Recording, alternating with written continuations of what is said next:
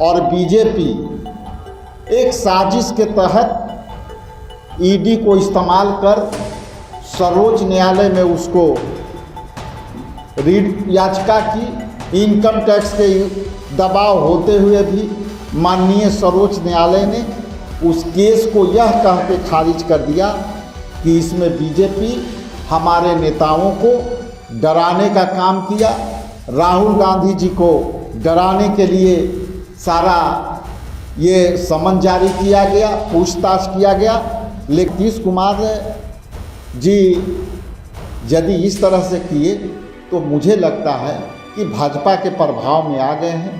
जीते स्कूटी जीते कार। जी आपने सही सुना, लक्ष्मी ज्वेलर्स कटिहार से कृष्णा डायमंड ज्वेलरी खरीदें, लकी ड्रॉ में पार्टिसिपेट करें और कार और स्कूटी जीतने का मौका पाएं। साथ ही 25% तक की छूट पाएं सोने और चांदी के जेवर की बनाई पे और हीरे की वैल्यू पे। Lakshmi jewellers, Lakshmi complex, doctor Rajendra Prasad Path, Katihar.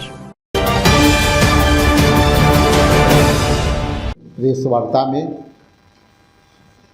जैसा कि आप जानते हैं, दाहिने तरफ हमारे राजेश राठौर जी हैं जो मीडिया प्रभाग को, बिहार के मामले को देखते हैं।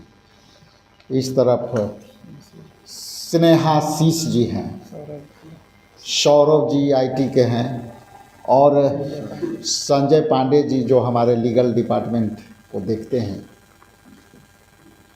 और सामने आप लोग सब बैठे हैं और ये मुलाकात निर्वाचन के बाद आपसे पहली मुखातिब हो रहे हैं, तो पुनः आप सबको बधाई, धन्यवाद।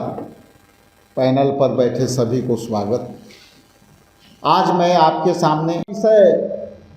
सामने मैं ये कहना चाहता हूँ कि जैसा कि आप जानते हैं कि मुजफ्फरपुर जिला के ग्राम नवलपुर मिसरौलिया पंचायत अंतर्गत सकरा विधानसभा अंतर्गत अमरजीत राम और उन्हें भूख, कर्ज और आर्थिक तंगी के कारण आत्महत्या स्वयं किए।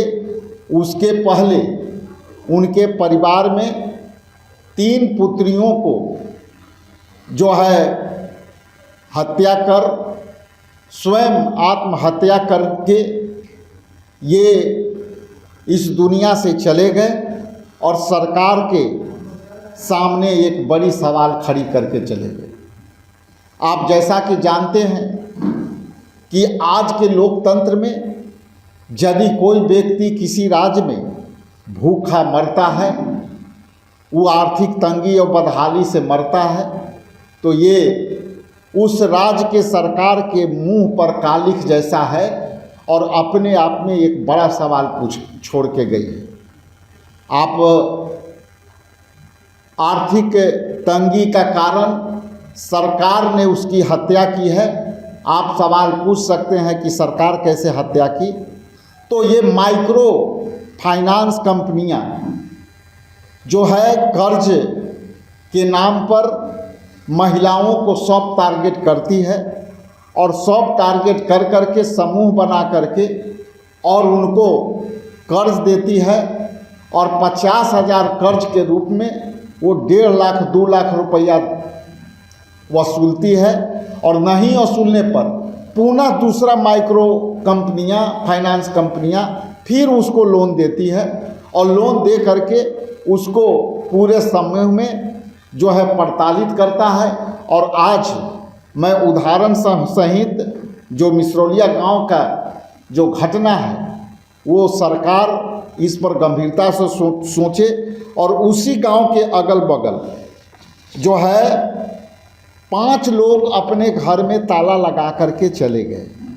और जब मैंने पता किया तो यह पता चला कि वो किसी ने 50,000 समूह से पैसे लिए, माइक्रो फाइनेंस कंपनियां से लिए और पैसा नहीं देने के कारण वो अपने घर परिवार को त्याग कर अपने घर में ताले लगा कर के चले गए। वो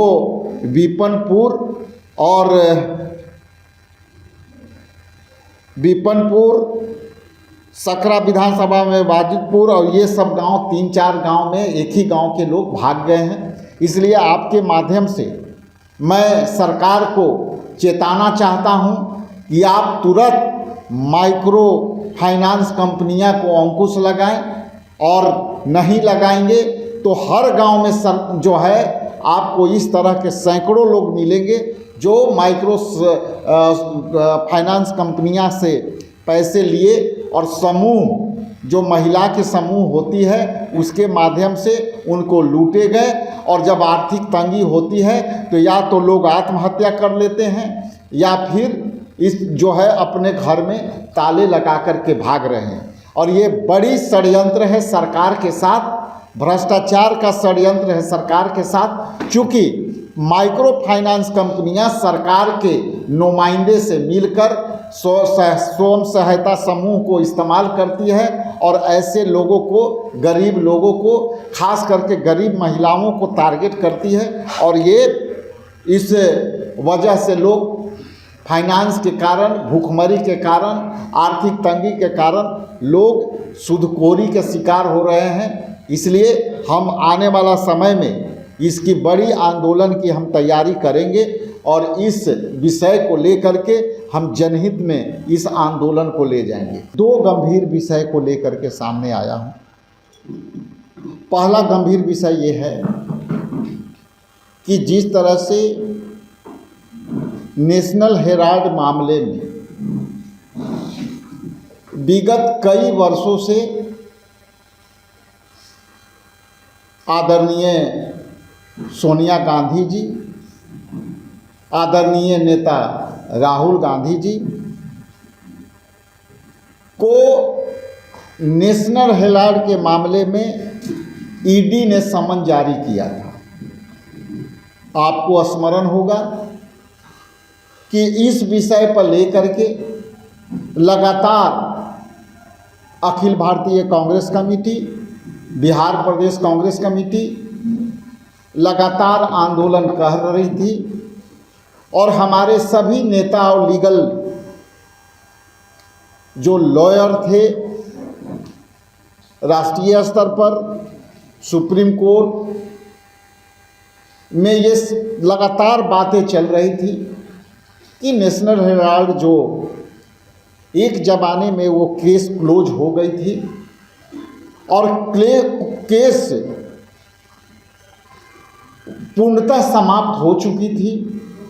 उसके बाद एक प्राइवेट व्यक्ति ने पूरे देश को गुमराह किया, पूरे न्यायालय पद्धति को गुमराह किया और उनके कंप्लेन पर ईडी ने समन जारी किया और लगातार राहुल गांधी जी से 78 घंटे पूछताछ की गई। आदरणीय सोनिया गांधी जी से उनकी स्वास्थ्य सेहत खराब होने के बाद भी ईडी ने जो है लगातार पूछताछ किया और उस समय हमारे नेता और लीगल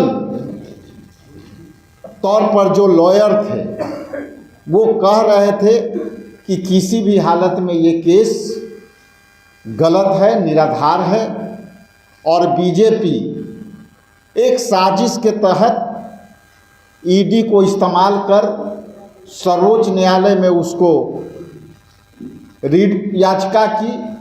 और आज ये बताते हुए मुझे प्रसन्नता है कि बीजेपी के दबाव में ईडी होते हुए भी, इनकम टैक्स के दबाव होते हुए भी माननीय सर्वोच्च न्यायालय ने उस केस को यह कह के खारिज कर दिया कि आप कहीं भी केस को एफआईआर नहीं किया, आपने केस के प्रथम प्राइमा फेसी में कंप्लेन केस है और ये कंप्लेन केस किसी प्राइवेट पार्टी का है।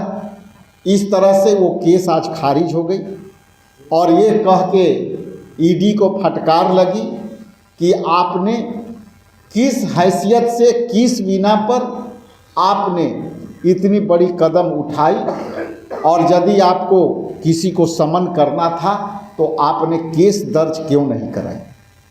इसलिए जो आपके बीच अखिल भारतीय कांग्रेस कमेटी और बिहार प्रदेश कांग्रेस कमेटी साफ तौर पर स्पष्ट करते रही है कि इसमें बीजेपी हमारे नेताओं को डराने का काम किया, राहुल गांधी जी को डराने के लिए सारा ये समन जारी किया गया, पूछताछ किया गया, लेकिन न्याय योद्धा डरे नहीं और निडरता के साथ उन्होंने कहा कि एक दिन न्याय मिलेगा। और आज ये सर्वोच्च न्यायालय ने साफ तौर पर मना कर दिया और बीजेपी एक्सपोज हो गई। इसलिए ये जो विषय है, इस विषय के लिए मैं आप सबसे मुखातिब हुआ और इसके बाद इसी विषय को लेकर के हम इनकम टैक्स चौराहे पर जाएंगे और बीजेपी कार्यालय तक हम जाएंगे और वहाँ हम बीजेपी के खिलाफ जो सारे इंस्टीट्यूशन को गलत तरीके से इस्तेमाल कर रही है उसका भी हम प्रोटेस्ट करेंगे। प्रीतम जी, ये कई बार सवाल आ चुका है और इस सवाल का मैं उत्तर दे चुका हूँ। हम लोकतांत्रिक पद्धति का है, हम रीजनल पार्टी नहीं है कि चुटकी बजा के एक व्यक्ति लेता है। हमारा एक पद्धति है और वो पद्धति में सभी विधायकों का राय ले जा चुकी है और हम लोगों ने हाईकमान को अपना जो है अवगत करा दिया है। लेकिन चूँकि CLP बनना, सचेतक बनना अभी विधानसभा के 17 अवधि विधिवत शुरू होगी, उसके पहले हम लोग दे देंगे। बहुत बड़ा प्रश्न चिन्ह है। नीतीश कुमार तो कभी ऐसे नहीं, और नीतीश कुमार जी यदि इस तरह से किए तो मुझे लगता है कि भाजपा के प्रभाव में आ गए हैं, उनकी संस्कृति उनको पसंद आ गई है और किसी खास विशेष वर्ग के लोगों की जो एक परंपरा है, एक तहजीब है, वो तहजीब में रहने के लिए और ख़ास करके जो लड़की है वो जिस वर्ग से आती है, जिस समुदाय से आती है, एक वो परंपरा है और उस तरह से करना हम समझते हैं कि घोर निंदनीय है। मैं इतना ही कह सकता हूं। लेकिन नीतीश कुमार जी बीजेपी के प्रभाव में हैं, इसलिए उनकी संस्कृति धीरे धीरे एडॉप्ट कर रहे हैं। तमसोमा ज्योतिर्गमय गुरुकुल शिक्षा मंदिर संस्थान के साथ बनाए अपना भविष्य। रेगुलर और प्रोफेशनल कोर्सेज, सेकेंडरी और senior secondary courses, law, teachers training courses, pharmacy and nursing के साथ पैरामेडिकल में डायरेक्ट एडमिशन पाए। वेबसाइट विजिट करें या दिए गए नंबर पर कॉल करें। हमारा पता है गुरुकुल शिक्षा मंदिर संस्थान, कल्याण चौक, DS कॉलेज रोड, कटिहार। हमारा वीडियो अगर आपको अच्छा लगा हो तो आप हमारे वीडियो को लाइक करें, शेयर करें और हमारे चैनल को सब्सक्राइब जरूर करें।